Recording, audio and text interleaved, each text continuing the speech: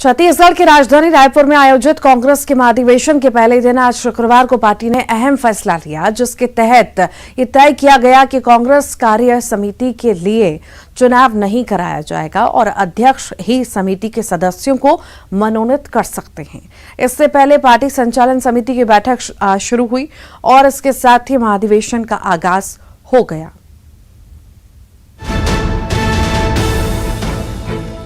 छत्तीसगढ़ की राजधानी रायपुर में कांग्रेस के 85वें अधिवेशन का शानदार आगाज हुआ, जिसमें देश भर के कांग्रेसी नेताओं का जमावड़ा लगा हुआ है। पूरा शहर होर्डिंग पोस्टर से पटा पड़ा है। रेलवे स्टेशन, एयरपोर्ट और शहर के तमाम चौक चौराहों पर कांग्रेस के दिग्गज नेताओं के बैनर पोस्टर देखे जा सकते हैं।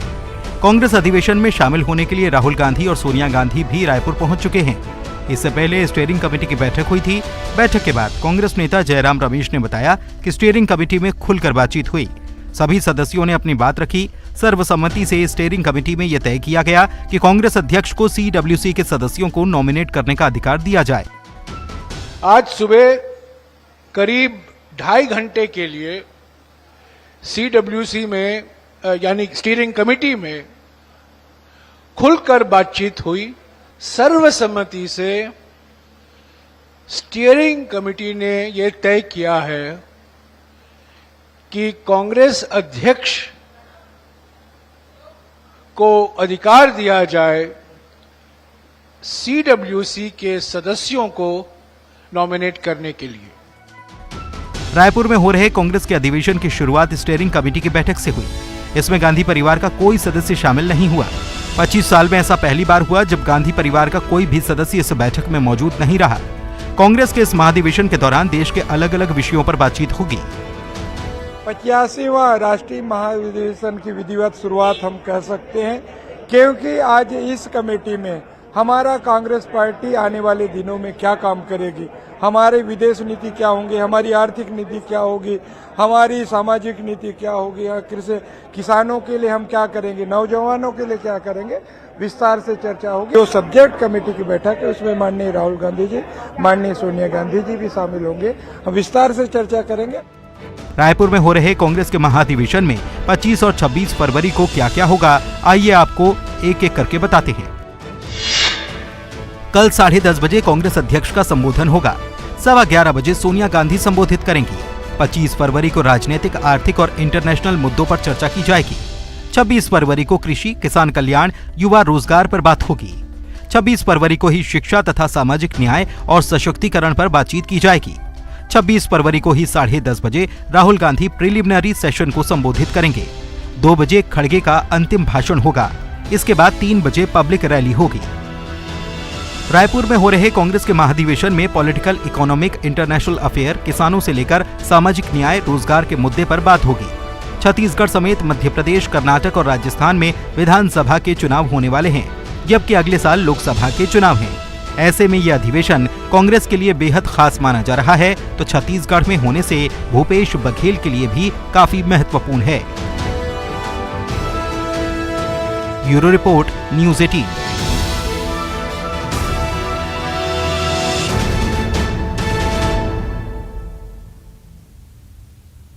MP में घरेलू बिजली उपभोक्ताओं के खिलाफ बिजली कंपनियों ने एक्शन लेना शुरू कर दिया है। मुरैना शहरी क्षेत्र में बिजली बिल की 1 करोड़ 28 लाख रुपए की राशि का भुगतान नहीं मिलने पर 6 ट्रांसफार्मर हटा दिए गए। इससे कई कॉलोनी अंधेरे में डूब गई हैं, जबकि सरकारी बिजली कंपनियों के आंकड़ों के मुताबिक सरकार के 1.5 दर्जन विभागों पर बिजली कंपनियों का करीब 900 करोड़ रुपए बकाया है। बिजली कंपनियों के इस रवैये पर कांग्रेस ने सवाल उठाए हैं। मुरैना शहर के कई इलाके अंधेरे में डूब गए हैं, क्योंकि बिजली कंपनी ने मुरैना शहरी क्षेत्र में बिजली बिल की 1 करोड़ 28 लाख रुपए की राशि का भुगतान नहीं मिलने पर 6 ट्रांसफार्मर हटा दिए हैं। सिर्फ इतना ही नहीं, बिजली कंपनियों ने अब बिजली बिल नहीं देने वाले उपभोक्ताओं पर FIR दर्ज कराना भी शुरू कर दी है। इससे पहले भी बिजली विभाग ने ऐसी ही कार्रवाई भोपाल के आजाद नगर में की थी, जहां ट्रांसफार्मर हटाने के बाद जमकर बवाल हुआ था। दरअसल MP में घरेलू बिजली उपभोक्ताओं के खिलाफ बिजली कंपनियों ने एक्शन लेना शुरू कर दिया है, जिस पर कांग्रेस ने तंज कस के कहा। बीजेपी का कहना है कि प्रदेश में अघोषित बिजली कटौती से लोग परेशान हैं। कमलनाथ जी की सरकार में 100 रुपए के बिल आते थे जो अब हजारों रुपए में आ रहे हैं। आजकल जो बिल दे रहा है वो भी परेशान है, जबकि सरकारी विभागों पर करोड़ों रुपए का बकाया है। आने वाले चुनाव में बीजेपी को करंट लगेगा।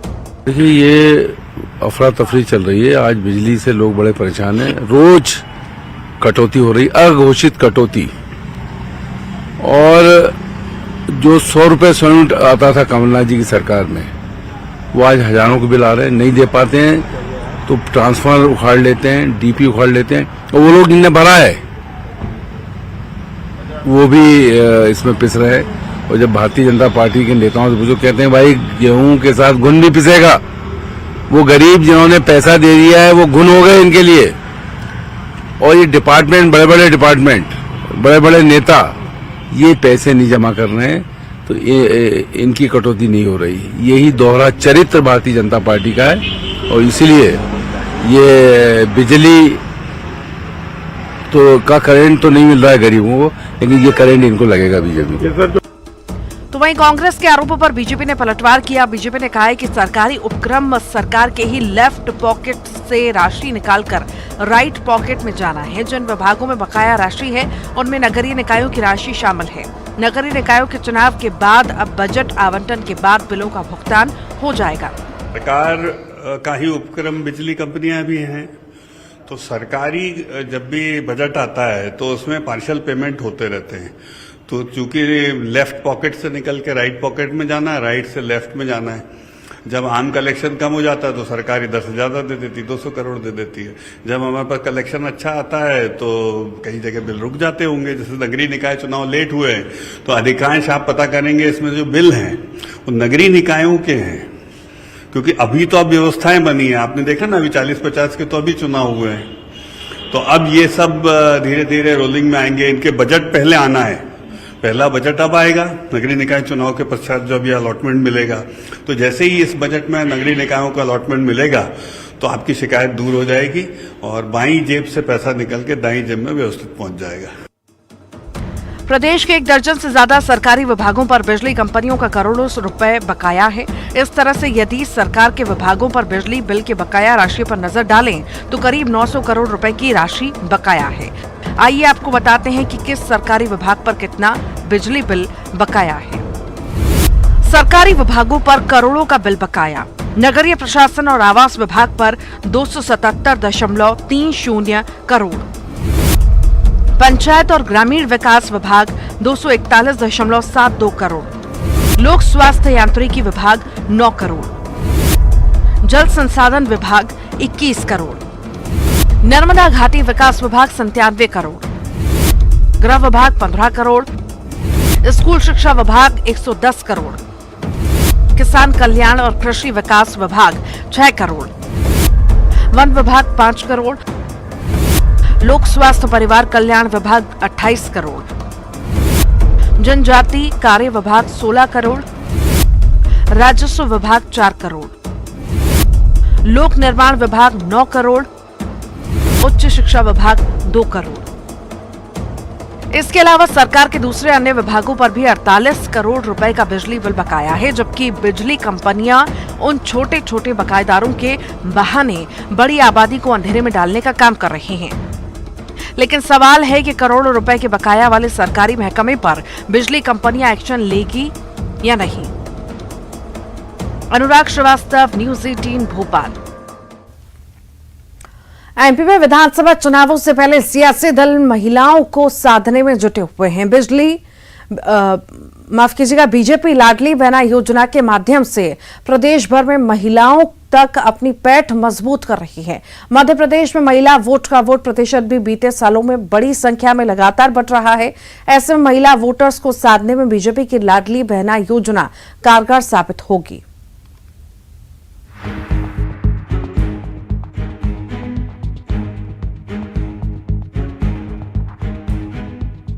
एमपी विधानसभा चुनाव में महिला वोटर्स की अहम भूमिका रहने वाली है। ये बात प्रदेश की दोनों ही सियासी पार्टियां बखूबी समझ रही हैं। यही वजह है कि कांग्रेस महिलाओं को साधने के लिए अलग से वचन पत्र तैयार कर रही है, तो वहीं सीएम शिवराज सिंह चौहान महिलाओं के लिए लाडली बहना योजना लेकर आए हैं। इस कड़ी में 5 मार्च को प्रदेश भर की महिलाएं भोपाल में जुटेंगी। सीएम शिवराज सिंह चौहान फॉर्म भराने के साथ ही लाडली बहना योजना की शुरुआत करेंगे और महिलाओं से संवाद करेंगे, जिसके लिए प्रदेश भर की हर पंचायत और प्रत्येक वार्ड से लाखों की तादाद में महिलाएं राजधानी भोपाल पहुंचेंगी। लाडली बहना योजना को बीजेपी गेम चेंजर मान रही है। बीजेपी नेताओं का कहना है कि एमपी में शिवराज सिंह चौहान ने जो बहनों के लिए लाडली बहना योजना लाई है, वो देश में अपनी तरह की अनूठी पहल है। मध्य प्रदेश के मुख्यमंत्री भगवान के वरदान शिवराज सिंह चौहान ने जो बहनों के लिए मध्य प्रदेश में योजना लागू की है, ये देश में अपने आप में एक अनोखी पहल है। लाडली बहन योजना में प्रत्येक बहन के खाते में जो साल में 12,000 रुपये जाएंगे, वो एक रूप से आर्थिक रूप से तो मजबूत होगी, साथ ही साथ वो परिवार भी संबल होगा। इनके लिए पूरे मध्य प्रदेश में बहनों में जो उत्साह है, उसके लिए लगातार पूरे प्रदेश में सम्मेलन आयोजित किए जाएंगे, जिसमें बहनों की सहभागिता रहेगी। वो कहीं न कहीं मुझे लगता है कि शिवराज सिंह चौहान की ये पहल एक अनोखी पहल है, जो एक मध्य प्रदेश में तो इतिहास रच रही है, देश में इस योजना का नाम होगा। वहीं लाडली बहना योजना पर कांग्रेस तंज कस रही है और कह रही है कि एमपी में बीजेपी की सरकार में महिलाओं का शोषण किया गया है और अब चुनाव आने लगा तो बीजेपी महिलाओं को ठगने के लिए इस तरह की योजनाएं ला रही है। चुनावी योजनाओं के अलावा ये कुछ नहीं, प्रदेश की महिलाएं ये जानती हैं। देखिए, मध्य प्रदेश में जिस तरह से महिलाओं पे अत्याचार हुए, बच्चों के कुपोषण के मामले लगातार बढ़ते रहे, अब चुनाव आते हुए भारतीय जनता पार्टी प्रदेश में महिलाओं को ठगने के लिए, उनकी आंखों में धूल झोंकने के लिए इस तरह की योजनाएं ला रही हैं। ये चुनावी योजनाओं से ज़्यादा कुछ नहीं है। प्रदेश की महिलाएं जानते हैं, बच्चे जानते हैं, भारतीय जनता पार्टी सरकार में उनका शोषण हुआ है, दमन हुआ है, बच्चों का भविष्य खराब हुआ है। इसलिए भारतीय जनता पार्टी के राजनीतिक प्रपंच काम नहीं आने वाले हैं। कमलनाथ जी के नेतृत्व पे प्रदेश की महिलाओं को विश्वास है और भाजपा का ये प्रयास असफल होगा। मध्य प्रदेश में लाडली लक्ष्मी योजना की तर्ज पर लाडली बहना योजना शुरू हुई है, जिसमें महिलाओं को हर महीने 1,000 रुपए की राशि दी जाएगी। 5 मार्च से फॉर्म भरने के साथ ही लाडली बहना योजना की शुरुआत हो जाएगी, जिसमें महिलाओं के बैंक खाते में हर महीने 1,000 रुपए की राशि डाली जाएगी। इस पर कांग्रेस और बीजेपी में सियासत शुरू हो चुकी है। भोपाल से न्यूज़ 18 के लिए रंजना दुबे की रिपोर्ट। सही दिशा मिले तो कोई भी काम किसी के लिए भी असंभव नहीं होता। इस बात को साबित किया है जशपुर के दिव्यांग युवाओं ने, जिन्होंने कुछ ऐसा तैयार किया है जिससे बिजली की खूब बचत होने वाली है। देखिए रिपोर्ट।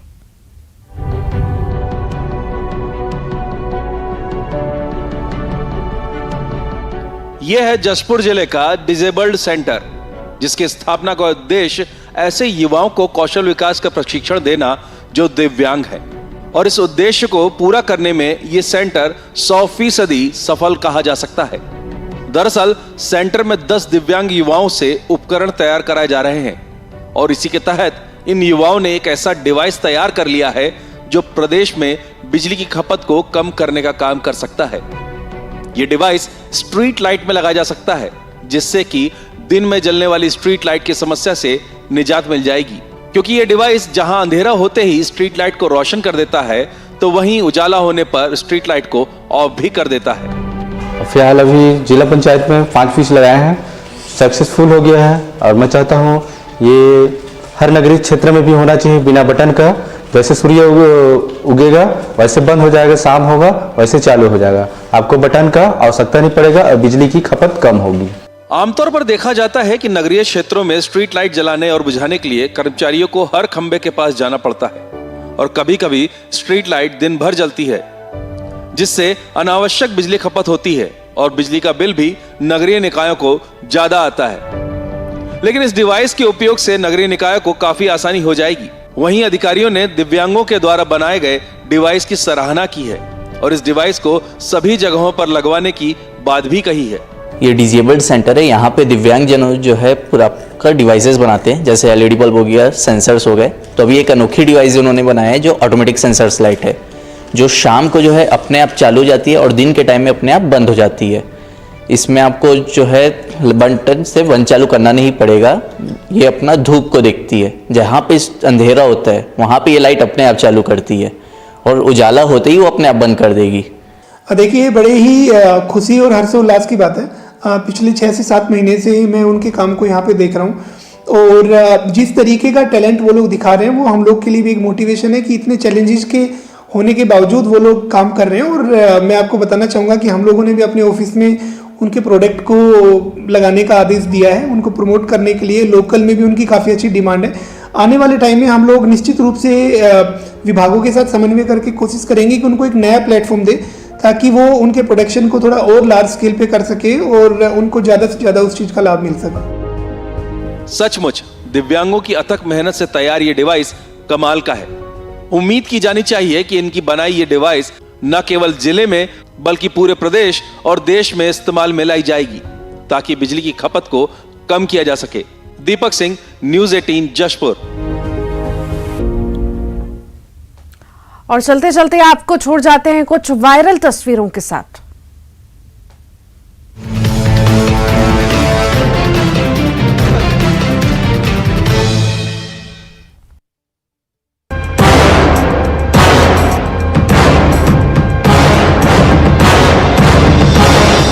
सोशल मीडिया पर हमेशा कई वीडियो वायरल होते हैं। कुछ वीडियो चौंकाने वाले होते हैं